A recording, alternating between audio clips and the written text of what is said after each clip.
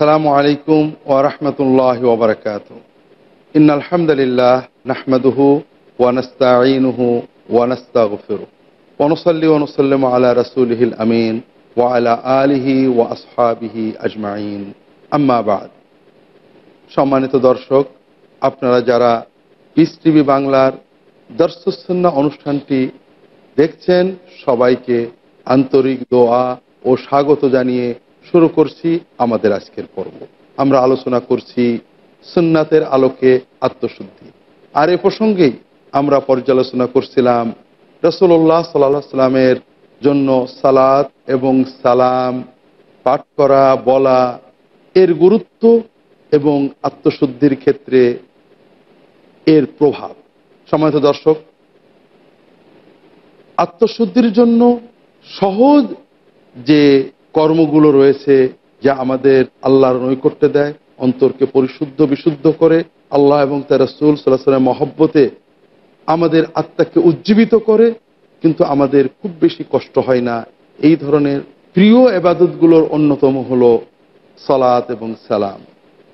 এর ভিতরে রয়েছে অত্যন্ত বড় বরকত, ফজিলত, সওয়াব, কিন্তু এর জন্য বেশি প্রস্তুতি লাগে না।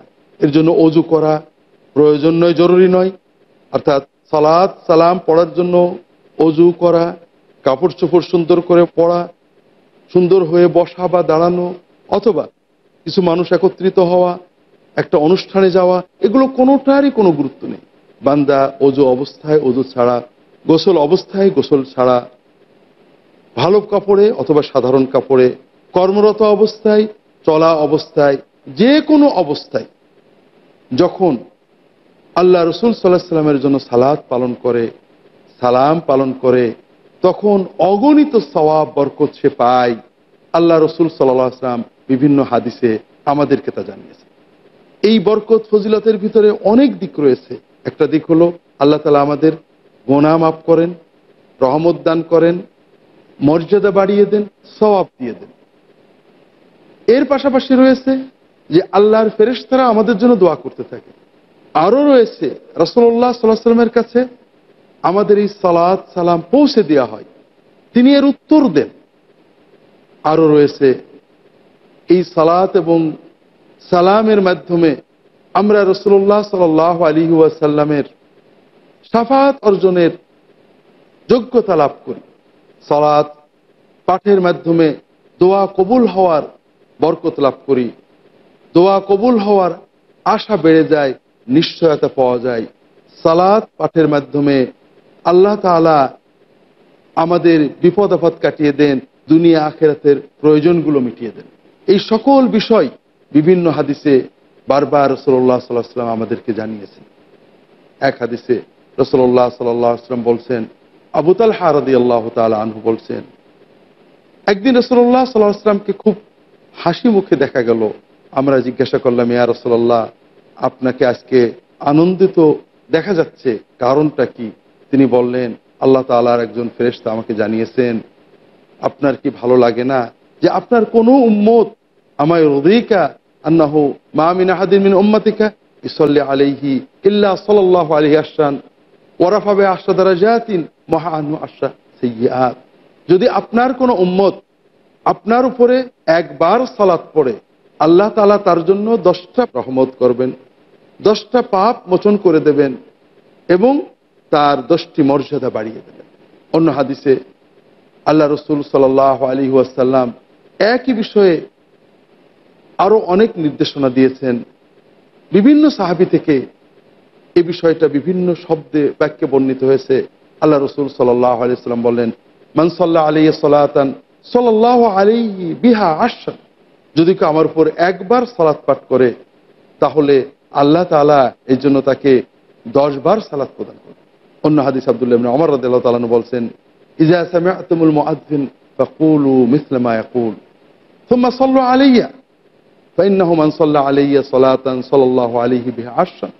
যখন তোমরা মুআযযিনকে আযান দিতে শুনবে, তখন মুআযযিন যা যা বলে তোমরা সেই কথাগুলো বলবে।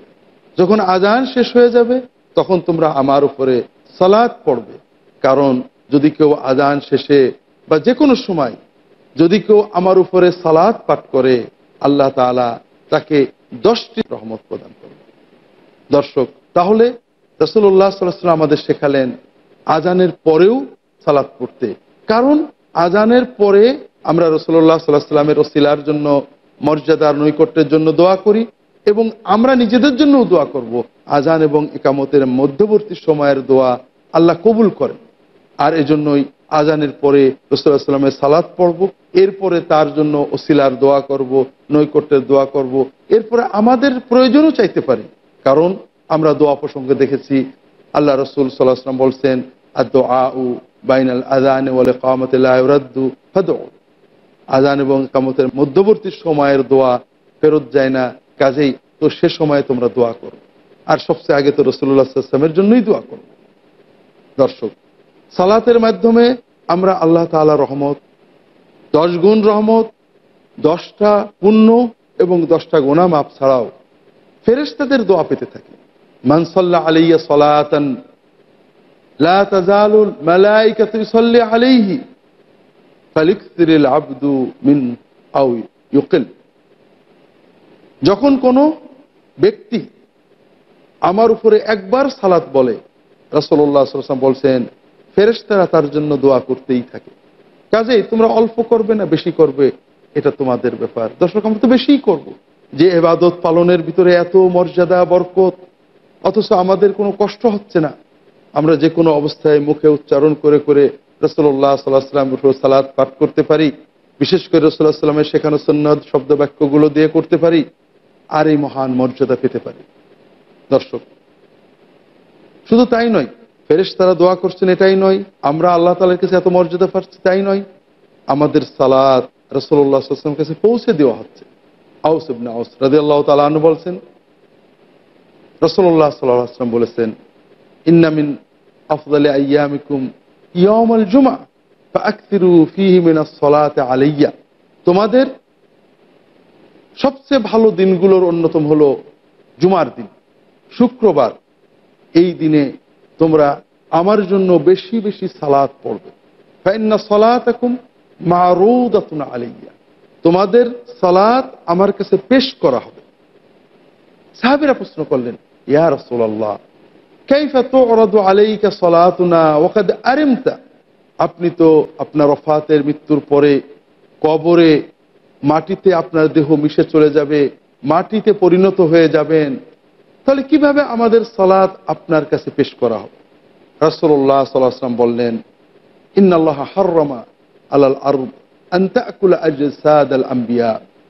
আল্লাহ তাআলা মাটির জন্য নিষিদ্ধ করেছেন নবীদের দেহ মিশিয়ে দিতে, খেয়ে ফেলতে।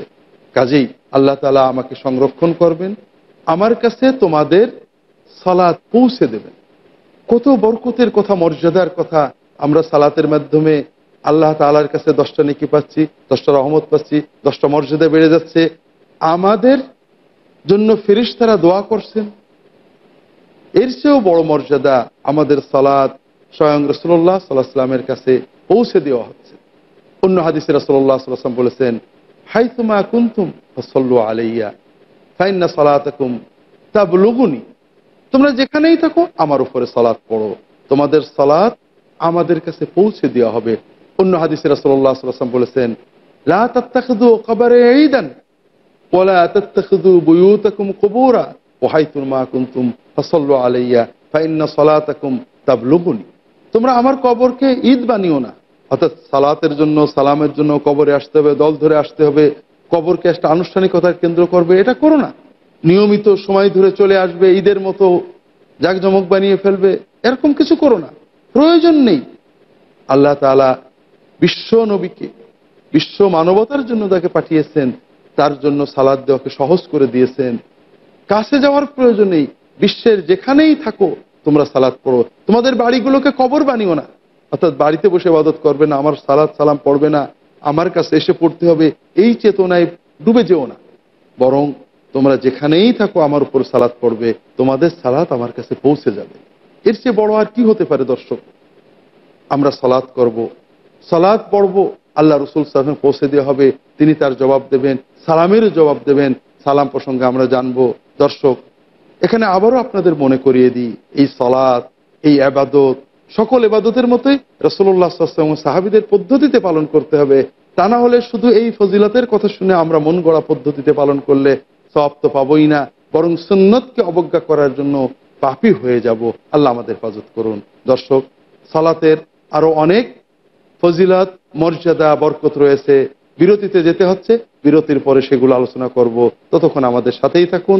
আসসালামু আলাইকুম ওয়া রাহমাতুল্লাহি ওয়া বারাকাতুহু।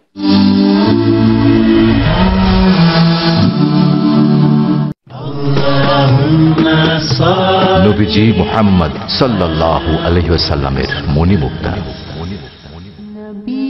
আবু হুরায়রা রাদিয়াল্লাহু আনহু থেকে বর্ণিত, রাসূলুল্লাহ সাল্লাল্লাহু আলাইহি ওয়াসাল্লাম বলেছেন, আল্লাহ তাআলা বলেন, আমার মুমিন বান্দার জন্য আমার নিকট জান্নাত ব্যতীত কোনো পুরস্কার নেই যখন আমি তার দুনিয়ার প্রিয় ভাজনকে উঠিয়ে নেই আর সে সবর করে ও সওয়াবের আশা রাখে।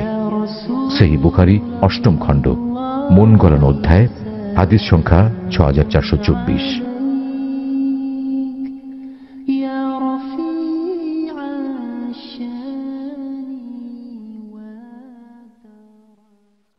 আসসালামু আলাইকুম ওয়া রাহমাতুল্লাহি ওয়া বারাকাতুহু। দর্শক, ফিরে এলাম বিরতির পর। আমরা রাসূলুল্লাহ সাল্লাল্লাহু আলাইহি ওয়াসাল্লামের সালাত পাঠের বরকত, ফজিলত, গুরুত্ব, মর্যাদা আলোচনা করছিলাম। দর্শক, আল্লাহ তাআলা বিশ্ব নবীকে, বিশ্ব মানবতার জন্য তাকে পাঠিয়েছেন, তার জন্য সালাত দেওয়াকে সহজ করে দিয়েছেন। কাছে যাওয়ার প্রয়োজন নেই, বিশ্বের যেখানেই থাকো তোমরা সালাত পড়ো। তোমাদের বাড়িগুলোকে কবর বানিও না, অর্থাৎ বাড়িতে বসে ইবাদত করবে না, আমার সালাত সালাম পড়বে না, আমার কাছে এসে পড়তে হবে, এই চেতনায় ডুবে যেও না। বরং তোমরা যেখানেই থাকো আমার উপর সালাত পড়বে, তোমাদের সালাত আমার কাছে পৌঁছে যাবে। এর চেয়ে বড় আর কি হতে পারে? দর্শক, আমরা সালাত করব, সালাত পড়ব, আল্লাহ রাসূল সাল্লাল্লাহু আলাইহি ওয়াসাল্লাম পৌঁছে দেওয়া হবে, তিনি তার জবাব দেবেন, সালামেরও জবাব দেবেন। সালাম প্রসঙ্গে আমরা জানবো। দর্শক, এখানে আবারও আপনাদের মনে করিয়ে দিই, এই সালাত, এই ইবাদত সকল ইবাদতের মতোই রাসূলুল্লাহ সাল্লাল্লাহু আলাইহি ওয়াসাল্লাম সাহাবীদের পদ্ধতিতে পালন করতে হবে। তা না হলে শুধু এই ফজিলতের কথা শুনে আমরা মন গড়া পদ্ধতিতে পালন করলে সওয়াব তো পাবই না, বরং সুন্নতকে অবজ্ঞা করার জন্য পাপী হয়ে যাব। আল্লাহ আমাদের হেফাজত করুন। দর্শক, শুধু আখিরাতই নয়, দুনিয়াতেও সালাতের মাধ্যমে আল্লাহ তাআলা আমাদের বিপদগুলো দূর করে দেবেন, আমাদের মনের কষ্ট, দুশ্চিন্তা, উৎকণ্ঠা দূর করে দেবেন, প্রয়োজন মিটিয়ে দেবেন। বিভিন্ন হাদিসে আসছে। কাব ইবনে উজরা রাদিয়াল্লাহু তাআলা আনহু বলছেন, রাসূলুল্লাহ সাল্লাল্লাহু আলাইহি ওয়াসাল্লাম রাতের গভীরে, রাতের 3 ভাগের 1 ভাগ পার হলে বা এইরকম সময়ে উঠে বলতেন, ইয়া আইয়ুহান নাস উযকুরুল্লাহ, হে মানুষেরা আল্লাহ জিকির করো, কিয়ামুল লাইল সালাত আদায় করো, কিয়ামত তো এসে যাবে, কাদ জাআল মাউতু বিমা ফি, মৃত্যু তো এসে গেল, যে কোনো সময় এসে যাবে, সতর্ক হও, এই রাতের গভীরে আল্লাহর জিকির করো, কিয়ামুল লাইল আদায় করো। কাব ইবনে উজরা রাদিয়াল্লাহু তাআলা আনহু বললেন, আমি রাসূলুল্লাহ সাল্লাল্লাহু আলাইহি ওয়াসাল্লামকে বললাম, ইয়া রাসূলুল্লাহ, ইন্নানি উকসিরু মিনাস সালাতি আলাইকা ফাকাম আজালু মিন সালাতি, আমি যখন দোয়া করি আল্লাহ তাআলার কাছে তখন আপনার জন্য অনেক সালাত করি। কাব ইবনে উজরা বলেন, ইয়া রাসূলুল্লাহ, আমি কি পরিমাণ সালাত আমার দোয়ার ভিতরে আপনার জন্য রাখবো? 4 ভাগের 1 ভাগ। আর রবা, ইয়া রাসূলুল্লাহ, 4 ভাগের 1 ভাগ আমি আপনার জন্য সালাত রাখি, বাকিটা অন্যান্য দোয়া বা অন্যান্য জিকির করি। রাসূলুল্লাহ সাল্লাল্লাহু আলাইহি ওয়াসাল্লাম বললেন, ইন শি'তা ফা ইন জিদতা কানা খায়রাল লাকা, তুমি যদি তোমার সামগ্রিক ওজিফা বা দোয়ার ভিতরে 4 ভাগের 1 ভাগ আমার জন্য দোয়া করো, আমার জন্য সালাত পড়ো, এটা ভালো, তুমি যদি ইচ্ছা করো, তবে এর চেয়ে বাড়ালে আরো ভালো হয়। ইয়া রাসূলুল্লাহ, ফাসলুস, তাহলে আমার সামগ্রিক দোয়ার সালাতের 3 ভাগের 1 ভাগ আপনার জন্য সালাত করি। রাসূলুল্লাহ সাল্লাল্লাহু আলাইহি ওয়াসাল্লাম বললেন, ইন শি'তা ওয়া ইন জিদতা ফাওয়া খায়রুল লাক, তুমি যদি চাও এটা করো, তবে এর চেয়ে বাড়ালে ভালো হবে। এভাবে অর্ধেক, 3 ভাগের 2 ভাগ। তখন যখন সাহাবী বুঝলেন এর চেয়ে বাড়ানো ভালো, তখন তিনি বললেন রাসূলুল্লাহ সাল্লাল্লাহু আলাইহি ওয়াসাল্লামকে, ইয়া রাসূলুল্লাহ, ইদান আজালু সালাতি কুল্লাহা আলাইক, তাহলে আমার দোয়া, আমার জিকির, ওজিফা, আমার দোয়া পুরোটাই আপনার জন্য সালাত বানিয়ে ফেলব। আল্লাহ রাসূল সাল্লাল্লাহু আলাইহি ওয়াসাল্লাম বললেন, ইদান তুকফা হাম্মাক ওয়া ইউগফারু যামবুক, যদি তুমি এভাবে আমার জন্য তোমার সালাত, তোমার দোয়া সবে আমার সালাতে, আমার জন্য সালাত পাঠে পরিণত করো, আমার জন্য বেশি বেশি সালাত পাঠ করো, তাহলে তুমি 2টো পুরস্কার পাবে। অন্যান্য সওয়াব তো আছেই, দুটো পুরস্কার পাবে। তুকফা হাম্মাক, তোমার যত হাম আছে, তোমার যত চিন্তা আছে, উৎকণ্ঠা আছে, এগুলো আল্লাহ তাআলা মিটিয়ে দেবেন। ওয়া ইউগফারু যামবুক, তোমার গুনাহগুলোকে আল্লাহ মাফ করে দেবেন। অন্য হাদিসে রাসূলুল্লাহ সাল্লাল্লাহু আলাইহি ওয়াসাল্লাম বলছেন, এক সাহাবী এসে তাকে বললেন, ইয়া রাসূলুল্লাহ, আমি আপনার জন্য কি পরিমাণ সালাত পড়ব, আমার যে ওজিফা বা দোয়া এর ভিতরে আপনার সালাত কি পরিমাণ হবে? রাসূলুল্লাহ সাল্লাল্লাহু আলাইহি ওয়াসাল্লাম বললেন, তুমি যেটুকু চাও। তিনি বললেন, আমি 3 ভাগের 1 ভাগ। রাসূলুল্লাহ সাল্লাল্লাহু আলাইহি ওয়াসাল্লাম বললেন, তুমি যেটা চাও। যখন সাহাবী বুঝতে পারলেন যে আরো বাড়ানো ভালো, তিনি বললেন, তাহলে আমি পুরোটা আপনার উপরে দরুদ, আপনার জন্য সালাত বানিয়ে ফেলবো। রাসূলুল্লাহ সাল্লাল্লাহু আলাইহি ওয়াসাল্লাম বললেন, তুমি যদি এটা করতে পারো তাহলে তোমার দুনিয়া এবং আখিরাতের যে চিন্তা, উৎকণ্ঠা এবং প্রয়োজন আছে আল্লাহ সব তোমার মিটিয়ে দেবেন। সম্মানিত দর্শক, এভাবেই আমরা দেখছি যে রাসূলুল্লাহ সাল্লাল্লাহু আলাইহি ওয়াসাল্লামের উপরে সালাত আমাদের জীবনের অন্যতম গুরুত্বপূর্ণ ইবাদত, যে ইবাদত অত্যন্ত সহজ, কোনো আনুষ্ঠানিকতা বা প্রস্তুতি লাগে না। আমরা হাঁটতে, চলতে, বসতে, শুয়ে, বিভিন্ন হাদিসে নির্দেশনা এসেছে, আমরা জানব শয়নরত অবস্থায়, হাঁটার পথে, কর্মরত অবস্থায়, গল্পের মজলিসে, মাঠে, রান্নাঘরে, সব সময় আমরা এই সহজ ইবাদতটা পালন করতে পারি মনের আবেগ দিয়ে। রাসূলুল্লাহ সাল্লাল্লাহু আলাইহি ওয়াসাল্লামের শেখানো ভাষায় হলে খুবই ভালো হয়, নইলে আমরা যতটুকু পারি আন্তরিকতার সাথে রাসূলুল্লাহ সাল্লাল্লাহু আলাইহি ওয়াসাল্লামের সালাত পাঠ করব আর এই মহান ফজিলত বরকত অর্জন করব। দর্শক, সালাত যেমন গুরুত্বপূর্ণ ইবাদত, মর্যাদার পথ, সালাত পাঠ না করা তেমনি ক্ষতির কারণ। হাদিস শরীফে বিভিন্নভাবে রাসূলুল্লাহ সাল্লাল্লাহু আলাইহি ওয়াসাল্লাম এটা আমাদেরকে বুঝিয়েছেন। রাসূলুল্লাহ সাল্লাল্লাহু আলাইহি ওয়াসাল্লাম একদিন মিম্বারে ওঠেন, একবার বলেন আমিন, আবার বলেন আমিন, আবার বলেন আমিন, 3 বার তিনি আমিন বললেন। সাহাবায়ে কেরাম পরে জিজ্ঞাসা করলেন যে আপনি আমিন বললেন, কোনো কারণ বুঝলাম না। তখন রাসূলুল্লাহ সাল্লাল্লাহু আলাইহি ওয়াসাল্লাম বললেন, ইন্না জিবরিল আরাদ আলী, আমার সামনে জিবরিল আলাইহিস সালাম আবির্ভূত হলেন। ফাকাল বাউদা রাগিমা আনফ রাজুলিন যুকিরতা ইনদাহু ফালাম ইসাল্লি আলাইহি, যার সামনে আপনার নাম উল্লেখ করা হলো, আপনার কথা বলা হলো, কিন্তু আপনার উপর সালাত পড়লো না, ওই ব্যক্তি হতভাগা, আল্লাহর রহমত থেকে দূরে চলে গেছে। আমি বললাম আমিন। তিনি আবার বললেন একইভাবে, বাউদা ওয়াইলুন রাগিমা আনফ রাজুলিন আদরাকা আবাওয়াইহি আও আহাদুহুমা ফালাম ইউদখিলাহুল জান্নাহ, যে ব্যক্তি তার পিতামাতার 2 জনকে অথবা একজনকে অন্তত জীবিত পেল বৃদ্ধ বয়সে, কিন্তু তাদের খেদমতের মাধ্যমে জান্নাত নিতে পারলো না, ও ব্যক্তি হতভাগা, দুর্ভাগা, ও বিতাড়িত। আমি আমিন বললাম। জিবরিল আলাইহিস সালাম দোয়া করলেন, আমি আমিন বললাম। তিনি আরো বললেন, রাগিমা আনফু রাজুলিন আদরাকা রমাদানা ফালাম ইগফার লাহু, যে ব্যক্তি রমাদান পেয়ে গেল কিন্তু রমাদানে নেক আমল করে আল্লাহ তাআলার কাছে ক্ষমা নিতে পারলো না, সে ব্যক্তি হতভাগা, সেও বিতাড়িত। আমি আমিন বললাম। দর্শক, দোয়াকারী জিবরিল আমিন, আর আমিন বলছেন আস-সাদিকুল আমিন মুহাম্মদুর রাসূলুল্লাহ সাল্লাল্লাহু আলাইহি ওয়াসাল্লাম। কাজেই রাসূলুল্লাহ সাল্লাল্লাহু আলাইহি ওয়াসাল্লামের নাম শুনে, উচ্চারণ শুনে বা নাম পাঠ করে সালাত না পড়ার চেয়ে মহা পাপ, মহা বেয়াদবি আর কিছুই হতে পারে না। কারণ মানবতার কলঙ্ক সেই মানুষ, যে মানুষ মানবতার মুক্তির জন্য যিনি তার জীবনে শত কষ্টকে বরণ করে নিয়েছেন, তার নামটা শুনে কোনো কষ্ট নেই, শুধু একবার তার জন্য আল্লাহ তাআলার কাছে সালাতের কথা বলবে, এটাও বলতে পারলো না। এর চেয়ে কৃপণ আর এর চেয়ে বখিল, এর চেয়ে হতভাগা আর কে হতে পারে? আর এজন্যই তো অন্য হাদিসে রাসূলুল্লাহ সাল্লাল্লাহু আলাইহি ওয়াসাল্লাম বলছেন, আল বাখিলু মান যুকিরতু ইনদাহু ফালাম ইসাল্লি আলাইহি, কৃপণ তো ওই ব্যক্তি যার কাছে আমার নাম নেওয়া হলো, আমার কথা বলা হলো, আমার স্মরণ হলো, কিন্তু সালাত পাঠ করলো না। আল্লাহ রাসূল সাল্লাল্লাহু আলাইহি ওয়াসাল্লাম অন্য হাদিসে বলেছেন, মা মিন কওমিন জালাসু মাজলিসান ফালাম ইয়াযকুরু ফীহি আল্লাহ ওয়া লাম ইসাল্লু আলান নবী সাল্লাল্লাহু আলাইহি ওয়াসাল্লাম ইল্লা কানা লাহুম তিরাতান হাসরাতান ইনশা আযাবাহুম ইনশা গফার লাহুম ওয়া ফি রিওয়ায়া ইল্লা কানাত আলাইহিম হাসরাতান ওয়া ইন দাখালুল জান্নাহ লিথওয়াব। আল্লাহ রাসূল সাল্লাল্লাহু আলাইহি ওয়াসাল্লাম বলেন, কিছু মানুষ এক জায়গায় বসেছে, কিছু সময় বসে চলে গিয়েছে, এই মজলিসের ভিতরে আল্লাহ তাআলার জিকিরও করেনি, রাসূল সাল্লাল্লাহু আলাইহি ওয়াসাল্লামের উপরে দরুদও পড়েনি, সালাতও পড়েনি। অর্থাৎ আমরা বসেছি, কিছু সময় কথা বলেছি, কথার ফাঁকে ফাঁকে সাহাবীগণ আল্লাহর জিকির করতেন, সুন্নাত জিকির, আলহামদুলিল্লাহ, সুবহানাল্লাহ, আল্লাহু আকবার, লা ইলাহা ইল্লাল্লাহ। মাঝে মাঝে দরুদ পড়তেন, সালাত পড়তেন, আল্লাহুম্মা সাল্লি আলা মুহাম্মদ ওয়া আলিহি ওয়াসাল্লাম ইত্যাদি, সাল্লাল্লাহু আলা নবিহি ওয়াসাল্লাম, বা এই জাতীয় বাক্য দিয়ে কথার ফাঁকে ফাঁকে প্রত্যেকে নিজের মতো আল্লাহর জিকির বা দরুদ সালাত পাঠ করতেন। এটা হলো আল্লাহ রহমত বরকতের উপকরণ, মাধ্যম, বড় ইবাদত।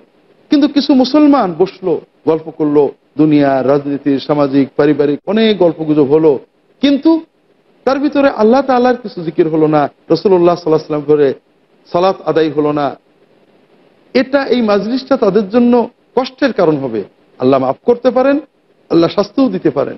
অন্য রেওয়ায়েতে যদি তারা সওয়াবের জন্য জান্নাতে যায়ও, জান্নাতে যে আফসোস করতে হবে যে ওই মাজলিসে আমরা যদি আল্লাহ তাআলার কিছু জিকির এবং রাসূল সাল্লাল্লাহু আলাইহি ওয়াসাল্লাম সালাত পড়তাম, কতই না ভালো হতো।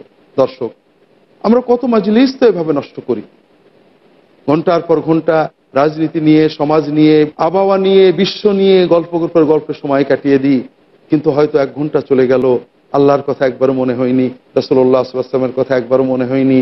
2-1 বার নিজের মনে একাকী রাসূলুল্লাহ সাল্লাল্লাহু আলাইহি ওয়াসাল্লামের উপর সালাত পড়বো, আল্লাহ তাআলার তাসবিহ তাহলিল পড়বো, এটা মনে আসেনি। এটা বড় দুর্ভাগ্যের কথা ভাইরা, এটা আল্লাহ তাআলা থেকে গাফেল হয়ে যাওয়ার, অমনোযোগী হয়ে যাওয়ার নিদর্শন। তবে আমাদের মনে রাখতে হবে, এই মজলিসে আল্লাহ তাআলার জিকির, রাসূলুল্লাহ সাল্লাল্লাহু আলাইহি ওয়াসাল্লাম দরুদ পড়া, সালাত পড়া, এটা যদি আমরা মন গড়া পড়ি তাহলে তো হবে না। রাসূলুল্লাহ সাল্লাল্লাহু আলাইহি ওয়াসাল্লাম সাহাবীরা মজলিসে যেভাবে পড়তেন ওইভাবে পড়তে হবে। কথার ফাঁকে ফাঁকে সালাত, কথার ফাঁকে ফাঁকে আল্লাহ তাআলার তাসবিহ তাহলিল দল ধরে সুর করে পড়তে হবে, এটা তারা কখনোই পড়েননি। এটা তাদের সুন্নতের ব্যতিক্রম, এটা আল্লাহ রাসূল সাল্লাল্লাহু আলাইহি ওয়াসাল্লাম সাহাবীগণের সুন্নতে আমরা পাই না।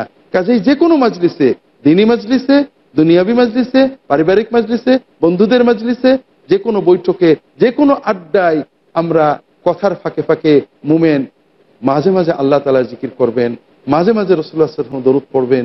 এটাই তো মনের চাহিদা।